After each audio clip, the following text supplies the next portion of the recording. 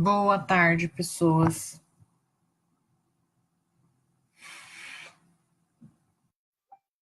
Eu vou. Nossa, tá alto, peraí. Só um pouquinho. Deixa eu baixar um pouco aqui.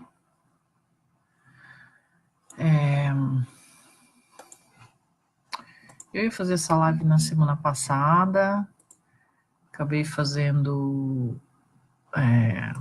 Acabei atrasando aí uma semana. Semana passada o pessoal tava bem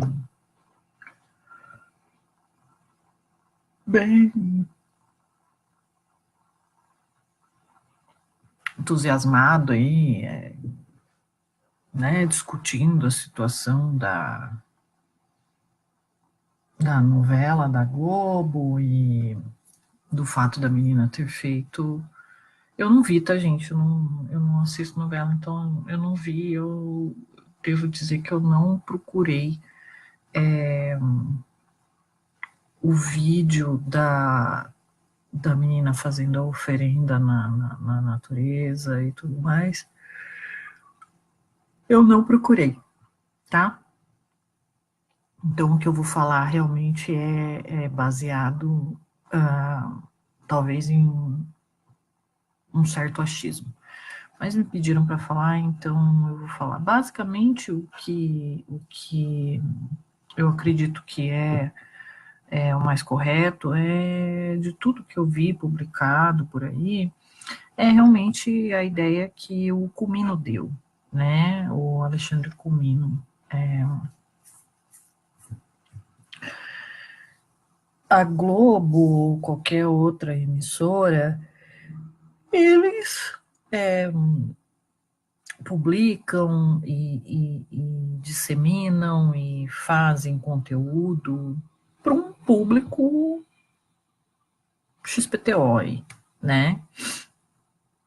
E esse público, ele na sua grande maioria, é composto de pessoas, acredito eu, que se veem representadas nessas situações, né? O que a novela mostrou não é nada mais do que aquilo que realmente acontece, né? A gente está cansado de ver aí o que a gente chama de pai de santo de poste, mãe de santo de poste, né? A gente costuma falar assim. Mas o que essas pessoas fazem? Exatamente aquilo que a moça fez na novela. E dali para pior, né? Dali para pior. Então, assim, a grande maioria das pessoas não quer parar e estudar, não quer ter nenhum tipo de mudança interna, porque esse tipo de coisa dá trabalho, né? Dá muito trabalho. Deixa eu abaixar aqui um pouquinho.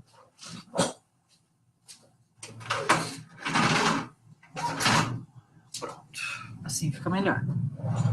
Dá muito trabalho estudar, dá muito trabalho mudar intimamente a sua maneira de ser. É, dá trabalho assumir, por exemplo, que um relacionamento não deu certo porque de repente eu não sou uma pessoa assim tão agradável de se estar próxima, ou porque eu escolhi errado, escolhi pelos motivos errados o meu companheiro, a minha companheira, enfim, dá trabalho, né? Nós sabemos que as grandes religiões no mundo, pelo menos aquelas de maior expansão, como é o caso da religião católica, muçulmana, e tudo mais, elas pregam uma dissociação entre o indivíduo e a responsabilidade que ele tem com a vida dele, né? Então, você comete um pecado, você vai lá, você pede e você está automaticamente perdoado. Você não precisa fazer nada para dissolver aquilo, ou no máximo você precisa rezar, e a sua oração dissolve aquilo de alguma maneira, né? Então, ou então você comete alguma coisa e você não pediu perdão, então você vai sofrer eternamente, ou você vai ser abençoado eternamente. Então, assim, a grande maioria das religiões que são grandemente disseminadas por aí, elas dissociam a responsabilidade pela vida do ser, do indivíduo. A responsabilidade fica sempre com o divino, nunca com você. Então, o que essas pessoas fazem é exatamente isso, né? O que elas falam para o consulente quando ele chega assim, tô desesperado, quero meu amor de volta, aquela coisa toda. A pessoa conta para você aquela historinha de sempre, que diz o seguinte, que diz que você não precisa sofrer, que a pessoa é sua, que isso, que aquilo, e que a pessoa vai fazer um trabalho e você vai pagar, e essa paga dissocia você da responsabilidade. No momento em que você paga, você está dissociado, digamos assim, de alguma maneira.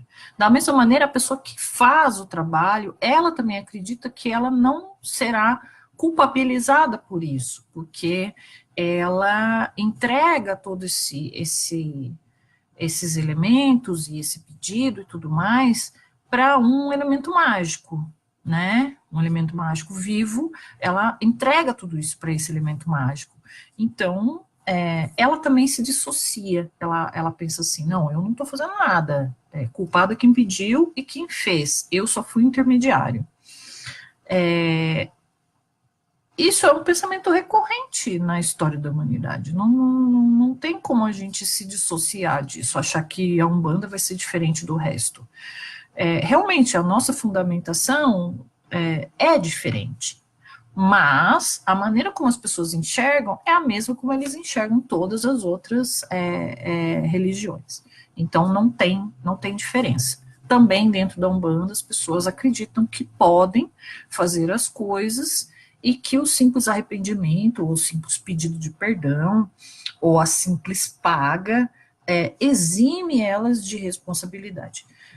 Nós estamos aí cheios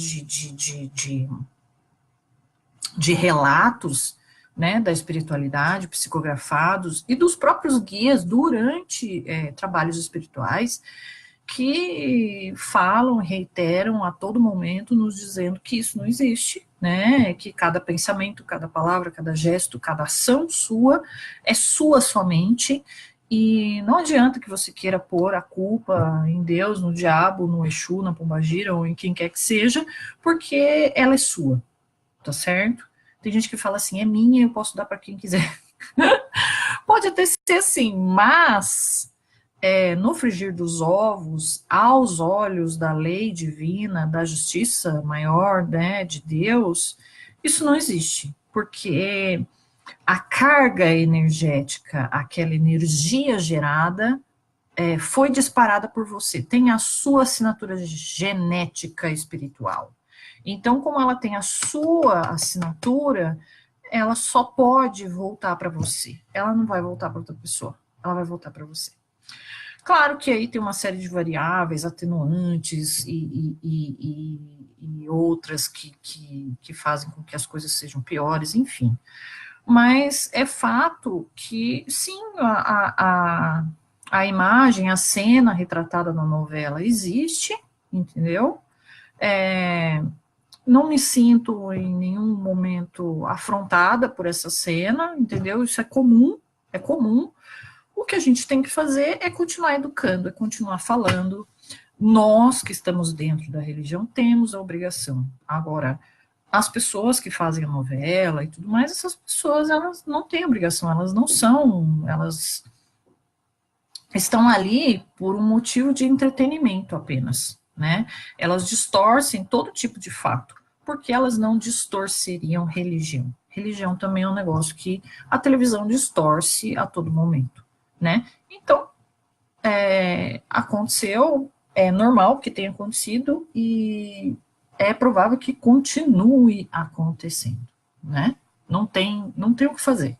Não tem o que fazer. Ok? É isso.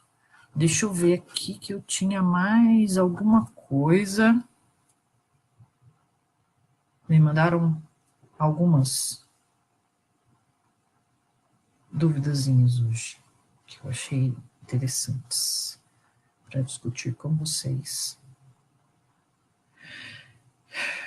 Não vou colocar tudo aqui hoje, tá? Mas vamos lá.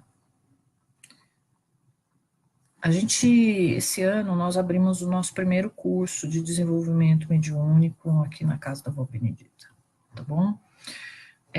Ano que vem a gente vai abrir mais uma turma, mais ou menos em maio, junho, eu abro a segunda turma de desenvolvimento, e assim nós vamos fazer a cada ano, né? Vai terminar uma e eu vou começar a outra, como é de vontade, de desejo, não só da Vó Benedita, mas de todos os guias dessa casa, tá certo? Eu gosto muito de fazer uma correlação, eu acho que facilita para as pessoas entenderem, entre nós médiums e os X-Men.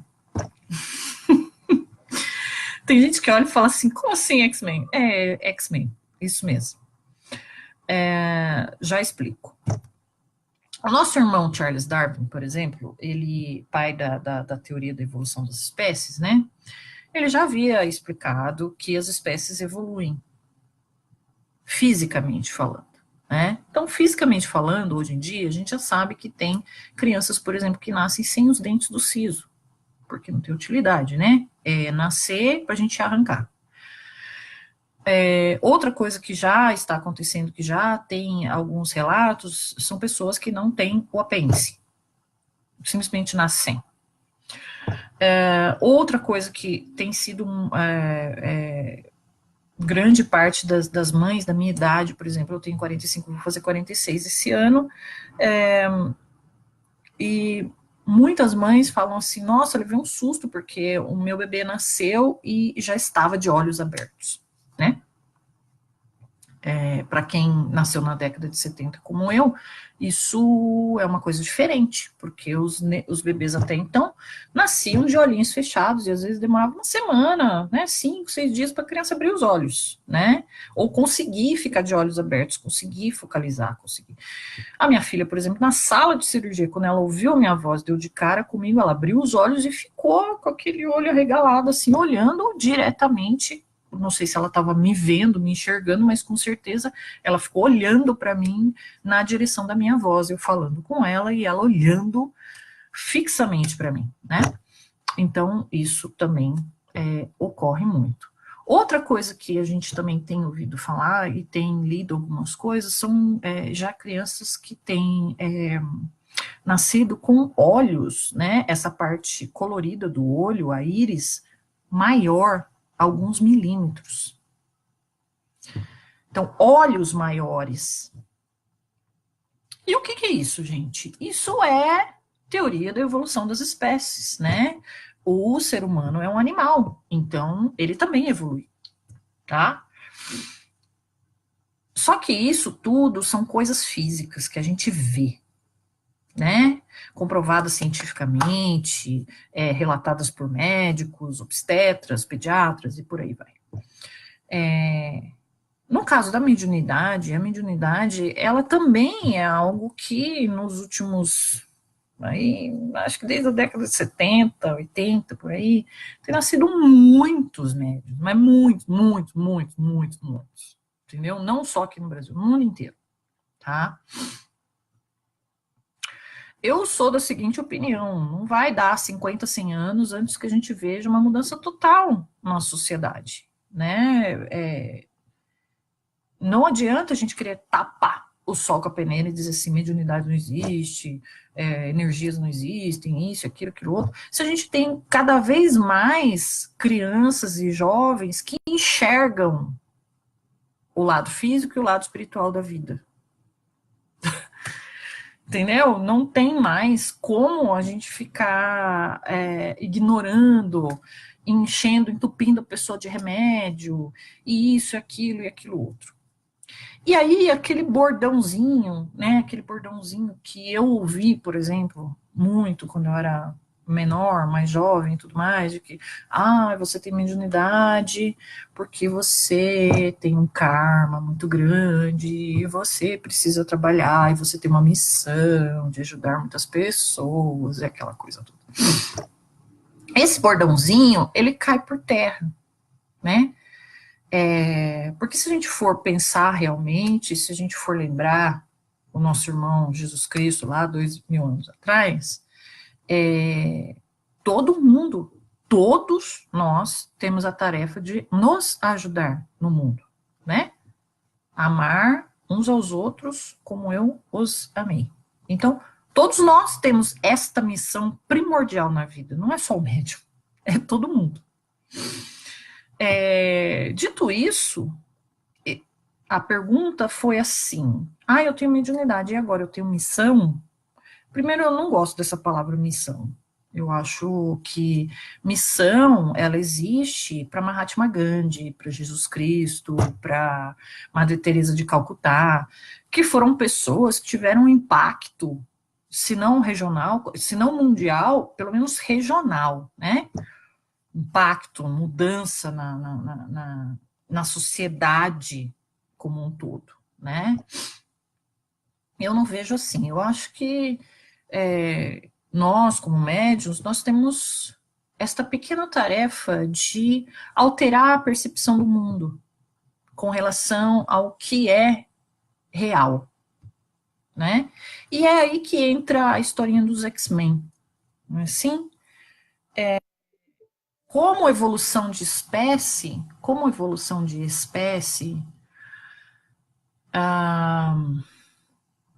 é natural, é natural que essas percepções extrasensoriais comecem a aflorar cada vez mais, né? Conforme a vibração do planeta aumenta, mais e mais crianças com esse tipo de percepção extrasensorial, clarividência, clareaudiência, psicofonia, e outras nasçam em grande quantidade. E é por isso que a gente tem hoje uma epidemia absurda de depressão no mundo, né? Porque a criança, o jovem, ele tem tudo isso, ele tem essas percepções, ele enxerga, ele vê, ele sente, ele ouve, mas ele tem ainda uma sociedade velha e arraigada em valores judaico-cristãos distorcidos, dizendo que ele é só um corpo, né? E que o que ele tá vendo é loucura, o que ele tá sentindo é coisa de gente doida, o que ele tá escutando é coisa de esquizofrênico, e ele precisa se tratar. Só que essa pessoa, ele veio com essa tarefinha. Ninguém tem essas percepções e essas... Oi, Daiane. Ninguém tem essas percepções e todas essas interações com o plano espiritual a troco de nada, né? Então, cada vez mais, ontem, por exemplo, eu estava assistindo um TED Talk do Simon Sinek, que é um cara que eu gosto muito, criador de teoria do Golden Circle, né, do Círculo Dourado. Depois vocês podem procurar, eu vou deixar no link desse vídeo para vocês ouvirem ele falar. Infelizmente, o TED Talk dele de ontem está em inglês e não tem subtítulo, tá? Então, eu me desculpo por isso, mas realmente não tem. Mas, basicamente, a fala dele ontem era no intuito de dizer para os líderes de agora e do futuro que a pessoa, ela não é líder porque ela tem um ranking, porque ela tem hierarquia, porque ela tem um título. Você pode ser chefe por causa disso, mas o líder, ele é líder porque as pessoas confiam nele, porque ele faz com que as pessoas se sintam seguras, né? Esses valores, esse tipo de valor, eles não são mensuráveis.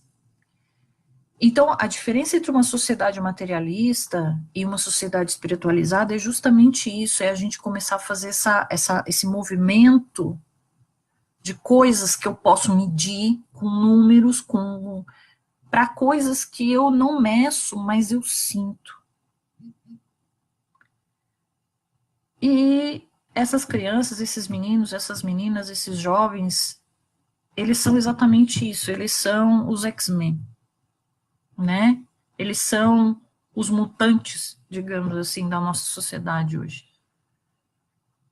Eles são essas crianças, esses jovens que querem, de alguma maneira, fazer essa ponte, fazer essa mudança entre o que pode ser medido, o dinheiro, porque dinheiro, gente, é bom, crescer é bom, abundância é ótimo, mas se ela não vier atrelada a valores, valores morais, valores espirituais,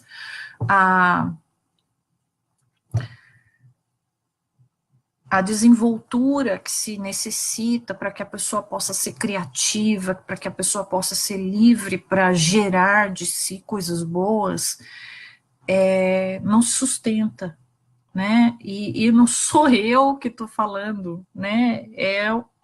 Digamos assim, o papa da gestão desse século XXI, que é o Simon. E é muito interessante porque quando eu saí desse meio, vamos dizer aí, das multinacionais e tudo mais, eu era líder e tudo mais, eu achei muito interessante a fala dele de dizer que muitas vezes a pessoa não tem cargo, mas ela é líder, né? E aí eu comecei a me lembrar de como eu sempre fui líder, de como as pessoas vinham até mim buscando uma palavra, buscando um aceno, buscando, sabe, nem que fosse uma palavra de conforto, de dizer assim, não, vai dar certo. Se der errado, não, você já tem.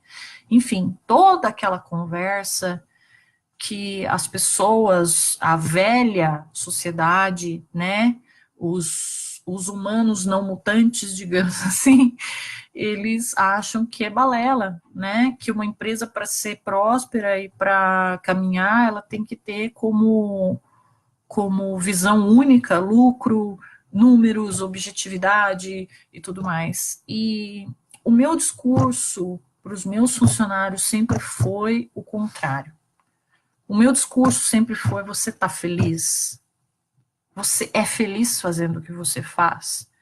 Você acorda de manhã, você gosta de vir trabalhar? Porque se você não é feliz, se você não gosta, nada, absolutamente nada do que te pagarem aqui, nada do que você fizer aqui vai ser suficiente. Você vai estar sempre reclamando, você vai estar sempre desesperado, querendo um outro emprego, achando que o problema é o seu chefe, é isso, é aquilo, aquilo outro, quando não é, quando não é. Na verdade, é uma insatisfação sua, tá dentro de você. E a verdade é que a nossa sociedade hoje já está passando por essa evolução. Não tem como parar mais. Da mesma maneira que as crianças estão nascendo sem dente do siso, elas estão nascendo médiums. Não vai adiantar a mãe brigar, o pai falar, a tia não sei o quê. Não vai adiantar. Você pode entupir a criança de remédio. Você só vai criar um adulto doente. Só isso que você vai criar. Eu tenho aqui no curso 25 médiums, dos quais pelo menos metade chegaram aqui na minha casa de fé em estado deplorável. Pessoas, assim, à beira de um ataque de nervos. Pessoas que queriam morrer. Morrer.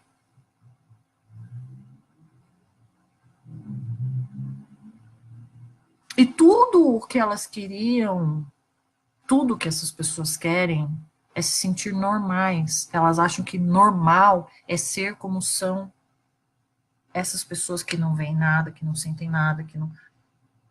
Mas não é mais. A normalidade não vai mais ser essa. Cada vez mais as pessoas vão ver. Cada vez mais as pessoas vão sentir. E aí, essa historinha de missão cai por terra. A sua missão primordial é com você, médium. A sua missão primordial é estudar a sua mediunidade e equilibrá-la. A sua missão primordial é entrar em contato com seus mentores, com seus guias espirituais, com seus orixás, com quem quer que seja,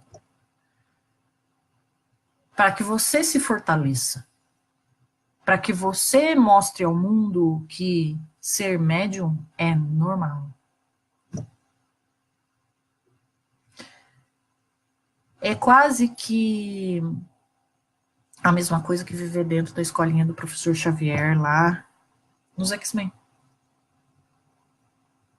Tá certo? Então, quando eles estão aqui dentro, juntos de outros médiums, falando a mesma língua, sentindo as mesmas coisas, trocando as mesmas experiências, eles se olham e falam assim: eu não sou tão louco, eu sou normal.